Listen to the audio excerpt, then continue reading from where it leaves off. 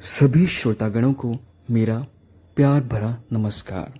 आज फिर से हाजिर हूँ आपके समक्ष एक नई कहानी लेकर, जिसका शीर्षक है नचिकेता की कहानी। कहानी को पूरा सुनिएगा। पूरी कहानी सुनने के लिए वीडियो के अंत तक बना रहेगा।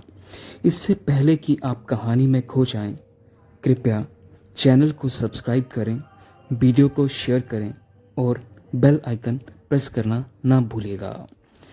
फिर से स्वागत करता हूं अपने चैनल पुरानी कथाओं में। आइए कहानी को विस्तार से सुनते हैं। दोस्तों, यमराज नचिकेता संवाद की कहानी कठोपनिषद में मिलती है। एक बार वाश्रवा ऋषि ने विषभजीत यज्ञ किया। उन्होंने संकल्प लिया था कि इस यज्ञ की समाप्ति के बाद मैं अपना सब कुछ दान कर दूंगा। वाश्रवा ने यज्ञ का आयोजन किया तथा यज्ञ की समाप्ति के पश्चात वो अपनी बूढ़ी गायों को दान करने का लगे।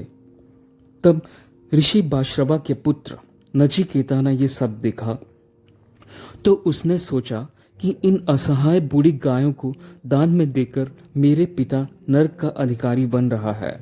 मुझे इन्हें ऐसा करने से रोकना चाहिए।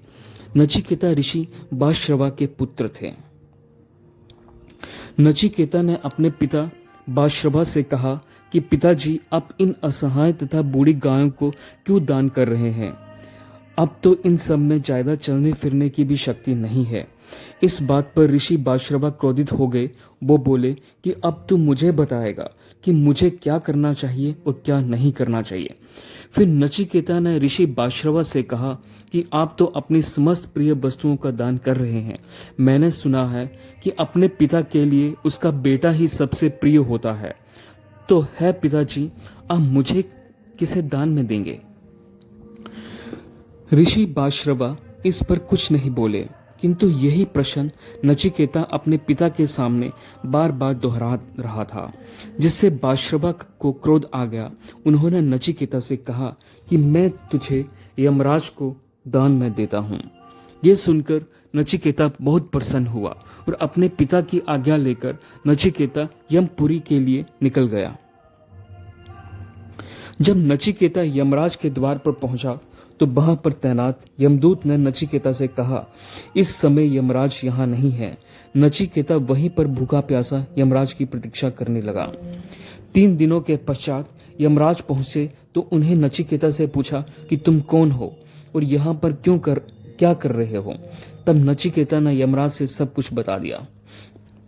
यमराज नचिकेता की भक्ति भावना से बहुत प्रसन्न हुए।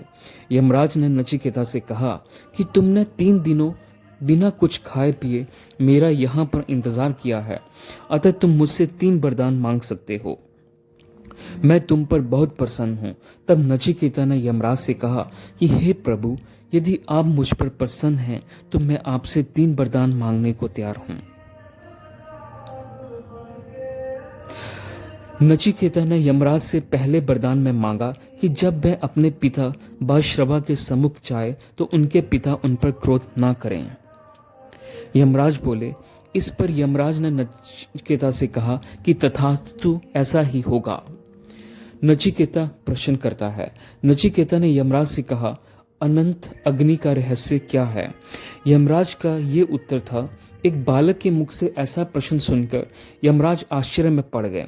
यमराज ने नचिकेता को अनंत अग्नि का रहस्य बताया तथा यमराज ने नचिकेता से कहा कि आज से उस अनंत की अग्नि को नचिकेता अग्नि के नाम से जाना जाएगा। नचिकेता ने यमराज से कहा, हे प्रभु, मैं आपसे आत्मा, परमात्मा तथा मृत्यु के रहस्य को जानना चाहता हूँ। यमराज नचिकेता के इस प्रश्न को सुनकर आश्चर्यचकित हो गए। उन्होंने नचिकेता से कहा कि हे बालक, तुम्हारी जिज्ञासा तुम्हारी आयु से बहुत अधिक है।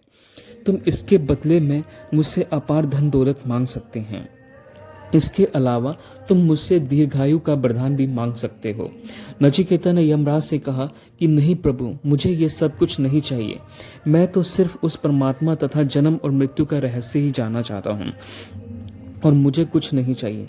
यमराज नचिकेता से प्रसन्न होकर यमराज ने नचिकेता को ब्रह्म ज्ञान तथा आत्मा और मृत्यु का गूढ़ रहस्य बताया।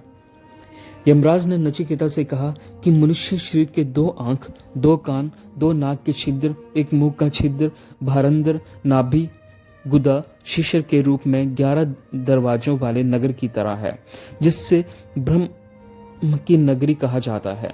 वे मनुष्य के हृदय में रहते हैं। इस रहस्य को समझकर जो मनुष्य ध्यान और चिंतन करता है उसे किसी प्रकार का दुख नहीं होता है। ऐसे ध्यान और चिंतन करने वाले लोग मृत्यु के बाद जन्म और मृत्यु के बंधन से मुक्त हो जाते हैं।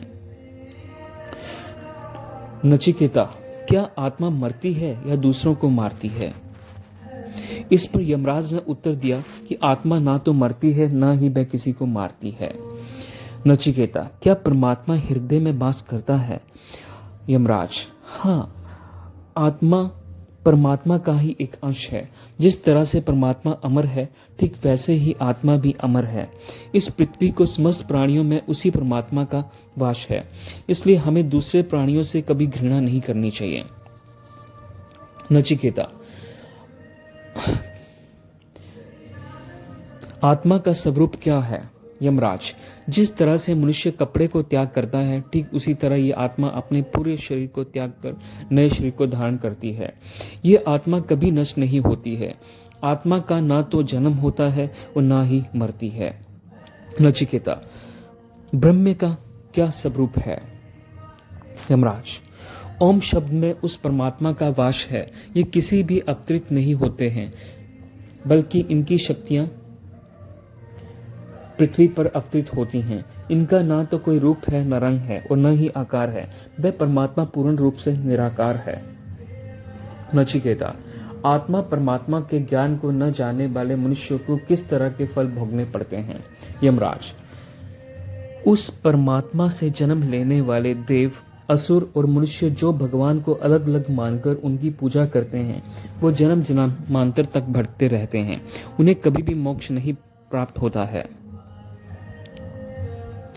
नचिकेता, जब मनुष्य के शरीर से आत्मा निकल जाती है तो शरीर में क्या रहता है? यमराज, जब आत्मा शरीर से निकल जाती है तब उसके साथ प्राण और इंद्रिय ज्ञान भी निकल जाता है।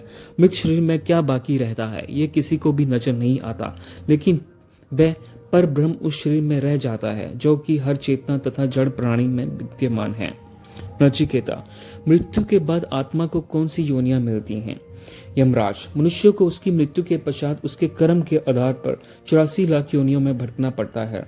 इसमें पेड़, पहाड़, सांप, कुत्ता, बिल्ली, इस तरह 84 लाख योनियों में भटकना पड़ता है। उसके बाद ही मनुष्य तन प्राप्त होता है।